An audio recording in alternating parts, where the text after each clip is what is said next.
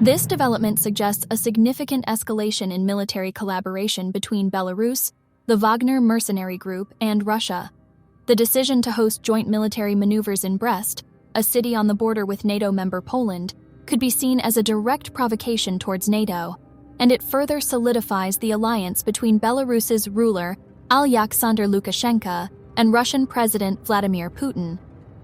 The deployment of the Wagner Group, a private military company often associated with the Russian government and known to operate in various conflict zones around the world, indicates an increased willingness on the part of Russia to utilize unconventional military resources in its strategic operations. Yevgeny Prigozhin, the head of the Wagner Group and a figure known for his close ties to the Kremlin, has even made an appearance in Belarus to express his support for these operations. The observation of significant military vehicle movement by the Belaruski Hayun Telegram channel and the claim by Igor Strelkov, a former leader of Russian-backed separatists in Ukraine's eastern Donbas region, that the total number of Wagner fighters in Belarus may reach 10,000 further underscores the scale of this military deployment.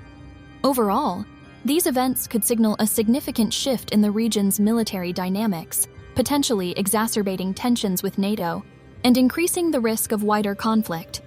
The international community, especially NATO members, will likely be watching these developments closely. These attacks underscore the devastating impact of the conflict on civilian infrastructure and population in Ukraine. The strikes on Mykolaiv and Odessa, both significant port cities, not only cause direct harm and destruction to local residents, but also significantly disrupt international trade, particularly with African and Asian countries. President Zelensky's statement emphasizes the global ramifications of these attacks, as millions of tons of food intended for export now remain in the attacked ports. The reported Ukrainian drone attack in Crimea, a region controlled by Russia, also indicates an escalation of the conflict. If confirmed, this could signify a strategic shift on the part of the Ukrainian forces and result in further escalation from the Russian side. It's essential to note, however, that as of my knowledge cutoff in September 2021, Ukraine has been careful to avoid direct attacks on Russian territory or Russia-controlled regions to prevent further escalation. Please verify this with a more recent source. In any case, the increasing frequency of attacks on urban areas and the resulting civilian casualties underscore the urgent need for a ceasefire and a peaceful resolution to the conflict. The situation in Ukraine seems to be extremely tense and fluid.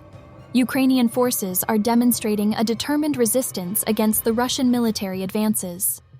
Counterattacks in the Melitopol and Berdyansk areas indicate that the Ukrainian military is still capable of offensive operations and not only on the defensive.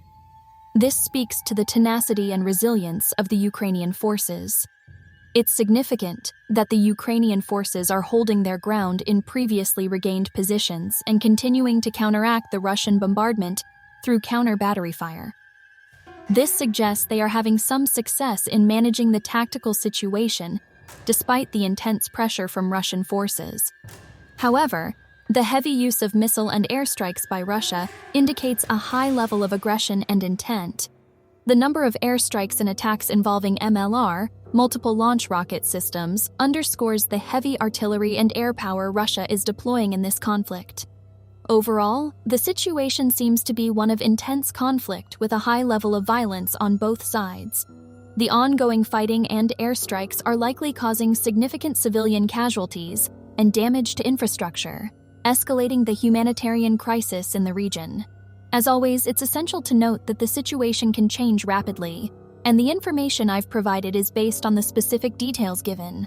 I'd recommend checking with up-to-date sources for the latest information on the ground. This development signals a significant moment in diplomatic relations between Ukraine and Turkey. The return of the Azov Regiment commanders from their captivity in Russia and subsequent stay in Turkey was facilitated by the personal diplomacy between President Zelensky of Ukraine and President Erdogan of Turkey. The Azov Regiment is a National Guard of Ukraine regiment that has played a significant role in the Ukrainian military response to Russian aggression, and the return of its commanders will undoubtedly have a symbolic and potentially operational impact. President Erdogan's role in facilitating the return of these commanders also underscores Turkey's influential position in the regional geopolitics. Despite Turkey's traditionally close ties with Russia, Erdogan's government has voiced support for Ukraine's territorial integrity and has played a balancing act in this conflict. The ultimate role that these commanders will play upon their return to Ukraine will indeed be up to the National Guard and military command, as Andriy Yermak noted. Whether they will return to active duty at the front lines or serve in a different capacity will be a decision made based on the current operational needs and strategic considerations of the Ukrainian military. This statement from Oleksandr Syrskyi, commander of the ground forces of the Ukrainian Armed Forces, provides an insight into the military strategy and operational challenges faced by Ukraine in the ongoing conflict. Firstly, the pace of the counteroffensive is slow due to the high concentration of Russian forces and the strong defensive fortifications around Lyman and Bakhmut. These areas have been strategically fortified over time, resulting in a challenging landscape for advancing troops. However, despite these difficulties, the Ukrainian forces are making steady, albeit slow, progress. Secondly, the imbalance in artillery firepower is notable, with Ukrainian forces being able to respond with one shot for every 7 or 8 fired by the Russians. This discrepancy underscores the asymmetry in the military capabilities of the two sides, particularly in terms of heavy weaponry. Despite these challenges, the Ukrainian military is leveraging their advantages and strengths. Their strategy involves careful planning, precision in their operations, and tactical maneuvers such as flanking attacks, bypassing, and exit to the rear. These tactics help to mitigate the asymmetry in firepower and contribute to their ability to make progress on the battlefield, albeit at a slower pace than desired. This highlights the importance of strategic planning and tactical flexibility in asymmetrical warfare situations. It also underscores the resilience and determination of the Ukrainian forces in the face of significant challenges. In this statement, Colonel General Oleksandr Syrskyi, the commander of Ukraine's ground forces, speaks to the strategic importance of Bakhmut, a city that has been a focal point of fighting for over a year. According to Syrskyi, the Ukrainian forces have prepared for the liberation of this city and have the upper hand due to the positioning of Russian troops, which he describes as being half-encircled. This provides the Ukrainian forces with an advantage in their efforts to regain control over the city. However, Syrskyi also acknowledges potential challenges due to the city's infrastructure and its location as a transportation hub. Bakhmut is a critical junction point for several roads, enabling Russian troops to launch assaults in multiple directions. This geographical position makes it a key strategic point that can control a significant area in its vicinity, due to the many dominating heights in the area. The Colonel General also highlights what he perceives as a major mistake by the Wagner Group mercenaries. They have entrenched themselves in Bakhmut and have suffered significant losses as a result. He believes that their fighting capacity has been severely depleted, further facilitating the Ukrainian forces' efforts to retake the city. These statements offer a snapshot of the strategic considerations and tactical decisions made by Ukrainian military leadership. The strategic significance of Bakhmut, its geographical location, the state of the opposing forces, and the advantages and disadvantages of the city's infrastructure are all factors being weighed in Ukraine's military strategy. This report brings attention to the dire humanitarian and cultural consequences of the ongoing conflict in Ukraine. In the city of Mykolaiv, both a man and his wife have been tragically killed as a result of damage to their residential building. This is yet another example of the many civilian casualties that have occurred in the conflict. In Odessa, another major Ukrainian city, there has been significant damage to important cultural sites, including 3 museums located in the historical center of the city. These museums, along with the city's port district, comprise a UNESCO World Heritage Site, highlighting their global cultural and historical significance. The destruction of these sites represents a loss not only for Ukraine, but for the global community as well. Additionally, the Mykolaiv Regional Center of Folk Art and Cultural and Educational Work, an architectural monument of local significance, was completely destroyed during a missile attack. The destruction of such sites represents an additional cultural loss for the region and its inhabitants. The Ministry of Culture and Information Policy is preparing a letter to UNESCO to detail the damage incurred. This communication can help raise international awareness about the cultural and historical damage being done in Ukraine, and could potentially encourage more international action to resolve the conflict. The reported use of cluster munitions by Ukrainian forces signifies a potentially significant escalation in the ongoing conflict with Russia. Cluster munitions are controversial weapons that are banned by a number of countries due to their significant humanitarian risks. The primary concern is that these weapons often fail to explode on impact, creating a lingering hazard for civilians long after a conflict has ended. In the context of the current conflict, it's likely that the use of these munitions is seen by Ukrainian forces as a necessary measure to break the stalemate in places like Bakhmut, where the Russian forces have set up defensive positions. However, the use of such munitions could lead to increased criticism and controversy, especially among countries that are signatories to the 2008 Oslo Convention banning these weapons. Neither Ukraine, Russia, nor the United States are signatories to this convention. It should be noted that the use of any weapon in conflict should adhere to the principles of international humanitarian law, which include the principles of distinction, the requirement to distinguish between civilians and combatants, proportionality, the prohibition of attacks that may cause excessive civilian harm in relation to the military advantage gained, and precaution, the requirement to take all feasible measures to avoid or minimize incidental harm to civilians. It remains to be seen how the reported use of cluster munitions will be assessed in light of these principles. If these figures are accurate, they paint a very grim picture of the high human cost of the conflict in Ukraine. The Wagner Group is a private military company linked to Yevgeny Prigozhin, a Russian businessman with close ties to Russian President Vladimir Putin. This group has reportedly been involved in a number of conflict zones around the world, including Ukraine. The claimed casualty rate for the Wagner fighters is extremely high and seems to suggest that they have been employed in some of the most dangerous and brutal aspects of the conflict. However, these figures are unverified and may be influenced by a variety of factors, including misinformation or propaganda efforts. The casualty figures for both Russian and Ukrainian forces have been a contentious issue throughout this conflict, with both sides often providing vastly different estimates. Independent verification of these figures is very challenging, particularly given the complex and rapidly evolving nature of the conflict. It's also important to remember that in addition to the direct casualties of the conflict, there are also countless civilians who have been affected through displacement, damage to homes and infrastructure, and the psychological toll of living in a war zone. This conflict continues to have a devastating impact on the people of Ukraine and underscores the urgent need for a peaceful resolution. The international community continues to call for a ceasefire and negotiations to end the violence. The passing of this legislation in the lower house of Russia's parliament suggests a growing concern within the Russian government about potential internal threats and instability. The Wagner Group mutiny may have underscored this vulnerability and alarmed the authorities.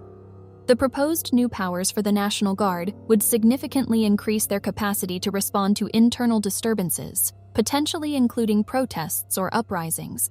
The addition of military-grade weaponry to their arsenal could potentially escalate conflicts and may raise concerns about the potential for human rights abuses or excessive use of force. It's interesting to see the reactions from the Russian public, who are expressing dissatisfaction with the National Guard's previous performance. The two attacks on the Crimea Bridge, a key piece of infrastructure, might be seen as failures on the part of the security services. All of this highlights the complexity of the current situation in Russia, as it navigates both external conflicts, such as the war in Ukraine, and potential internal threats to stability. This legislation could be seen as part of a broader strategy to shore up the government's position and consolidate power. Russian President Vladimir Putin's comments reflect a stance of conditional participation in the Black Sea Grain Initiative. He has made it clear that Russia would only consider rejoining the initiative if a number of demands are met. These demands range from lifting sanctions on Russian grain and fertilizer supplies, the reconnection of Russian banks to the SWIFT network, the end of all restrictions, the resumption of supplies of spare parts for agricultural machinery, the resolution of issues related to freight and insurance for Russian ships, and the restoration of the Tolyatti-Odessa ammonia pipeline. These conditions essentially call for a complete reset in the relationship between Russia and the West, asking for removal of all the penalties and sanctions imposed on Russia in response to its actions in recent years, including its invasion of Ukraine. In framing these demands, Putin claims that Russia has shown considerable restraint and tolerance and has suffered significant financial loss as a result of the Black Sea Grain Initiative. However, it's important to note that these comments should be seen within the context of the ongoing geopolitical tensions and conflict between Russia and Ukraine, and Russia's broader relationship with the West. The feasibility of these conditions being met is questionable, as they essentially require a significant shift in the international community's stance toward Russia and its actions. It remains to be seen how the international community will respond to these demands, and what the future holds for the Black Sea Grain Initiative and Russia's participation within it. The reported missile attack on Chornomorsk port, which resulted in the destruction of 60,000 tons of grain, is a significant event with far-reaching implications. As mentioned by the Ukrainian Minister of Agrarian Policy, Mykola Solsky, this attack not only damages Ukraine's grain export infrastructure, but also affects the global food supply chain. Given Ukraine's status as one of the world's leading grain exporters, any disruption to its ability to export grain could have a significant impact on global grain prices and availability. This is particularly concerning for poorer countries that rely heavily on grain imports for food security. This incident underscores the widespread collateral damage that warfare can cause, beyond the immediate human toll. Civilian infrastructure, such as ports, are often crucial for a country's economy and for international trade. The destruction of such infrastructure can have long-term economic effects. President Zelensky's call to strengthen the protection of port infrastructure reflects the strategic importance of these assets. However, defending such extensive and exposed infrastructure from sophisticated missile attacks can be a challenging task. The use of advanced weaponry like the Kh-22, Kalibr and Onyx missiles, as well as Shahed-136 kamikaze drones, demonstrates the serious firepower involved in this conflict, increasing the level of threat to Ukraine's critical infrastructure. This incident, alongside the ongoing conflict, will likely continue to prompt international responses and diplomatic efforts to de-escalate the situation and protect essential civilian infrastructure. The Ukrainian Defense Forces are pressing their offensive operation in the Melitopol and Berdyansk sectors, which Major Valery Shershin indicates is seeing success, particularly in the village of Staromayersky, Donetsk region. Shershin's report of the Ukrainian forces entrenching themselves, conducting aerial reconnaissance, and clearing mines shows the tactical approach being employed to ensure the sustainability of the gains being made. The information about the successful artillery strikes, including the destruction of 41 pieces of enemy weapons and equipment and 14 ammunition depots, reflects the effectiveness of Ukraine's artillery and rocket units in countering the enemy and the key role they are playing in the ongoing conflict. However, reports that Russian forces have intensified their offensive in the Kupiansk sector suggest that this is a counter-strategy to draw Ukrainian forces away from the Bakhmut sector. This implies that the Bakhmut sector is of strategic importance to the Russian forces. Therefore, the Ukrainian Defense Forces will likely have to employ a balanced approach to both defending the Bakhmut sector and continuing their offensive in the Melitopol and Berdyansk sectors. The current situation demonstrates the complexity of military strategies and tactics in such conflicts. Both sides are continuously adjusting their approaches in response to the changing dynamics of the battlefield. The situation remains fluid, and developments will continue to unfold. The Ukrainian Air Defense Forces successfully intercepted and neutralized 4 Shahed-136 kamikaze drones in the Mykolaiv region, according to Vitaly Kim, the head of the Mykolaiv Regional Military Administration. The Shahed-136 is an Iranian-made drone known for its precision strike capabilities, indicating that the enemy is utilizing advanced aerial weaponry. Despite this threat, Mykolaiv's defenses held firm. An enemy attack on the city resulted in a fire at an industrial object, but there were no casualties and the fire was quickly extinguished. However, the situation in Ochakiv, which came under artillery fire, remains unclear. Further information is required to determine the extent of the damage and any potential casualties there. Meanwhile, in Pervomaisk, Bashtanka, and Voznesensk districts, the situation remained relatively calm over the past day and night, suggesting that the conflict's intensity may be varying across different regions. The status of these areas could change rapidly, however, given the fluid nature of warfare. It will be critical to monitor these developments closely to track the conflict's progression and any significant shifts in the tactical situation. The Ukrainian General Staff reported ongoing heavy combat across several key fronts on July 18th. The locations include Kupiansk, Lyman, Bakhmut, Avdiivka, and Maryinka, with 18 engagements recorded. Despite the intensity of these battles, Ukrainian forces maintain the momentum of their offensive operations in the Melitopol and Berdyansk sectors, securing new front lines and employing artillery for fire damage and counter-battery activities. The Ukrainian forces carried out 11 airstrikes on enemy personnel, weapon caches, and military equipment. Additionally, they targeted the enemy's anti-aircraft missile systems in 3 separate instances. This offensive also successfully eliminated an enemy command post, 8 artillery units, 2 ammunition depots, and 3 electronic warfare stations. 2 Russian reconnaissance drones were destroyed as well. The Russian forces retaliated with missile and airstrikes on Ukrainian positions and civilian settlements, using 6 Caliber cruise missiles and 35 Iranian-made Shahed 136 combat drones. Civilian casualties were reported, with significant damage inflicted on industrial facilities, residences, and other civilian infrastructure.